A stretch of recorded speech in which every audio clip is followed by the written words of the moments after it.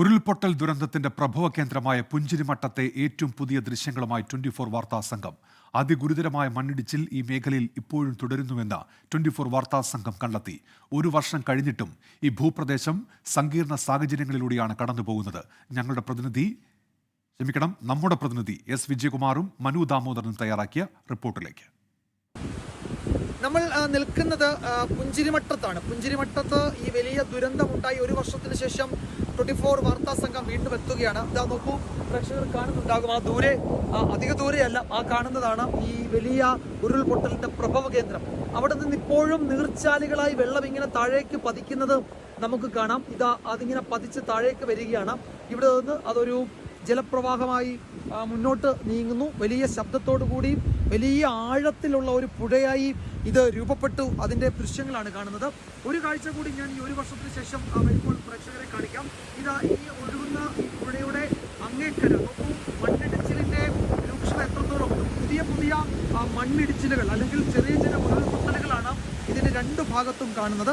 അവിടെ ഒരു ഏലം പ്ലാന്റേഷനാണ് നമ്മൾ കാണുന്നത്.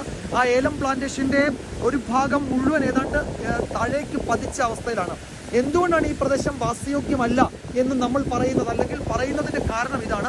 അവിടെ നിൽക്കുന്ന വൻമരങ്ങൾ ഉൾപ്പെടെ താഴേക്ക് ഈ കഴിഞ്ഞ ദിവസങ്ങളിൽ പതിച്ചതിന്റെ കൂടി ദൃശ്യങ്ങളാണ് നമ്മൾ കാണുന്നത്. അതിവിടേക്ക് ഈ പുഴയിലേക്ക് വീഴുന്നു, അത് കലങ്ങി താഴേക്ക് പോകുന്നു, വീണ്ടും ഉരുൾപൊട്ടലാണ് എന്ന് ആളുകൾ സംശയിക്കുകയൊക്കെ ചെയ്യുന്നതിന്റെ പശ്ചാത്തലം കൂടി അതാണ്. നമ്മൾ ഒരു വർഷത്തിന് ശേഷം ഇവിടേക്ക് വന്നത് എന്താണ് ഇവിടുത്തെ സാഹചര്യം എന്ന് അറിയിക്കാൻ വേണ്ടി കൂടിയാണ്, പ്രേക്ഷകരെ കാണിക്കാൻ വേണ്ടി കൂടിയാണ്. ഒരു പക്ഷേ ഏറ്റവും പുതിയ ദൃശ്യങ്ങളാണ് ഈ മേഖലയിൽ നിന്ന് കിട്ടുന്ന ഏറ്റവും പുതിയ ദൃശ്യങ്ങളാണിത്. നമ്മൾ നേരിട്ടത് എത്ര വലിയ ദുരന്തമായിരുന്നു, അതിന്റെ പ്രഭവ കേന്ദ്രത്തിൽ ഇപ്പോൾ വരുമ്പോൾ എന്താണ് അവിടുത്തെ സാഹചര്യം എന്നത് ഈ ദൃശ്യങ്ങളിൽ നിന്ന് വ്യക്തമാണ്. അങ്ങ് ദൂരെ കാണുന്ന നീർച്ചാലുകളൊക്കെ ഇതിനുശേഷം ഈ ഉരുൾപൊട്ടലിന് ശേഷം രൂപപ്പെട്ടതാണ്. അവിടെ മണ്ണിടിച്ചിൽ, അതുപോലെ തന്നെ ആ വലിയ പാറക്കൂട്ടങ്ങൾ ബാക്കിയുള്ളതൊക്കെ ഇനിയും താഴേക്ക് പതിക്കാനുള്ള സാധ്യതയുള്ളതുകൊണ്ട് അവിടേക്ക് ഒരു മനുഷ്യരും ഇപ്പോൾ പോകുന്നില്ല. പോലീസ് കർശനമായി ഇങ്ങോട്ടുള്ള യാത്ര വിലക്കുകയും ചെയ്തിട്ടുണ്ട്.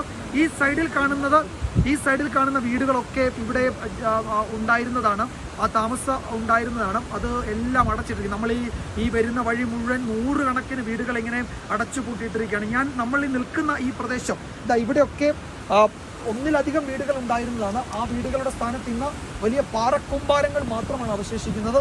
ഈ വീടുകളൊക്കെ മനുഷ്യൻ താമസിച്ചിരുന്ന, നിരവധി ആളുകൾ താമസിച്ചിരുന്ന വീടുകളാണ്. അവിടെയൊക്കെ ഇപ്പോൾ വലിയ പാറക്കൂമ്പാരങ്ങൾ മാത്രമേ അവശേഷിക്കുന്നുള്ളൂ.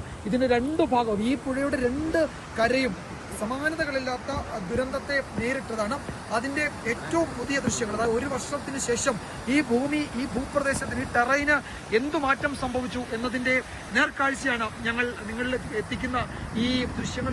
ഇവിടെ ഈ ദുരന്തം ആദ്യം ഉണ്ടായ സമയത്ത്, അതിൻ്റെ ആദ്യത്തെ ആ സമയത്ത് ഉരുൾപൊട്ടൽ ഉണ്ടായ സമയത്ത് ഇവിടെ ഉണ്ടായിരുന്ന ആളാണ് എന്നോടൊപ്പം ചേരുന്നത്.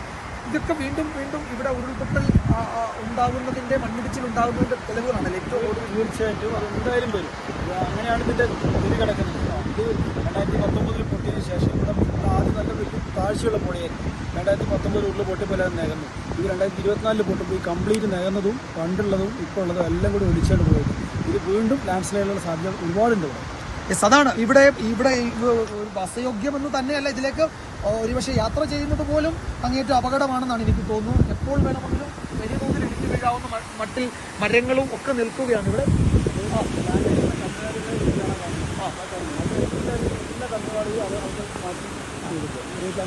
ഈ രണ്ടു ഭാഗത്തും മനുഷ്യവാസമില്ല, അതൊരു മനുഷ്യവാസയോഗ്യമല്ലാത്ത ഒരു പ്രദേശമായി ഈ ഒരു വർഷത്തിനിടയിൽ ഈ പറയുന്ന രണ്ട് ഭാഗവും, ഈ പറയുന്ന ഈ രണ്ട് ഭാഗവും, ഈ പുഴ ഒഴുകുന്നതിന് രണ്ട് ഭാഗവും ഒക്കെ മാറി എന്നത് അതിൻ്റെ നേർക്കാഴ്ചയാവുകയാണ് ഈ ദൃശ്യങ്ങൾ. ഇത് ഒരു പക്ഷേ പ്രേക്ഷകരിലേക്ക് എത്തുന്ന ഏറ്റവും പുതിയ ദൃശ്യങ്ങളായിരിക്കാം. കുറച്ച് സാഹസിക യാത്രയാണ്. ഇവിടുന്ന് മുണ്ടക്കൈ അല്ലെങ്കിൽ ചൂരൽമലയിൽ നിന്നും മുണ്ടക്കൈയൊക്കെ കടന്ന് ഈ പുഞ്ചിരിമട്ടം എന്ന് പറയുന്ന ഈ ഭാഗത്തേക്ക് എത്തുക കുറച്ച് സാഹസിക യാത്രയാണ്.